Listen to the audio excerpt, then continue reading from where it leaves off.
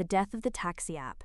Uber just generated more bottom-line growth from selling digital eyeballs and high-interest loans than from its entire global fleet of cars. The first quarter earnings for 2026 reveal a company that has successfully decoupled its profit from its steering wheels. While total bookings for rides and delivery grew by double digits, the EBITDA contribution from those segments was eclipsed by the massive margins in advertising and financial services. Uber is no longer selling you a ride, it is selling your attention and your creditworthiness to the highest bidder. This shift into high-margin territory reveals a much more aggressive strategy involving the Uber advertising engine. The $2 billion Billboard. Uber advertising just crossed a $2 billion annual run rate in the first quarter of 2026.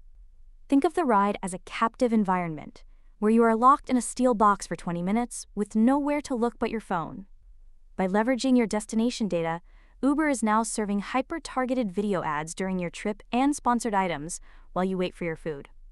These ads carry an 80% margin, which is nearly 10 times more profitable than the physical act of driving you across town.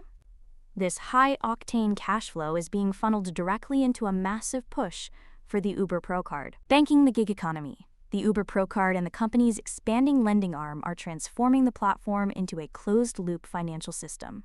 In the last 30 days, Uber reported that over 60% of its active drivers are now using the Pro Card for instant payouts and fuel rewards. By controlling the flow of money before it even leaves the app, Uber has become a shadow bank for the gig economy. They are now offering personalized cash advances and equipment loans to drivers based on their performance data. This turns the driver from a contractor into a debtor, creating a level of platform lock-in that traditional competitors cannot match. But this financial pivot depends entirely on the low-margin logistics anchor, the logistics loss leader.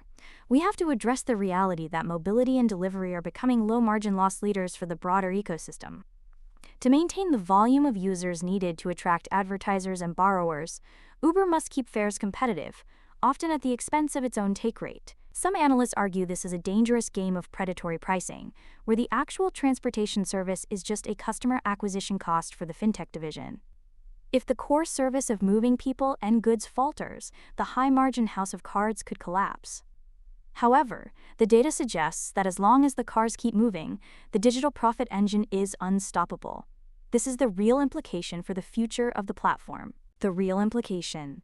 Uber is successfully executing the Amazon playbook by using a massive low-margin logistics network to subsidize a high-margin digital services business. By integrating the Uber advertising engine and the shadow bank lending model, the company has transformed from a commodity transport provider into a data-rich financial ecosystem.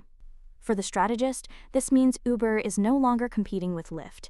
It is competing with JP Morgan and Google for the wallet share and attention of the global workforce. This shift fundamentally changes the valuation of the company, from a transportation multiple to a high-growth fintech multiple.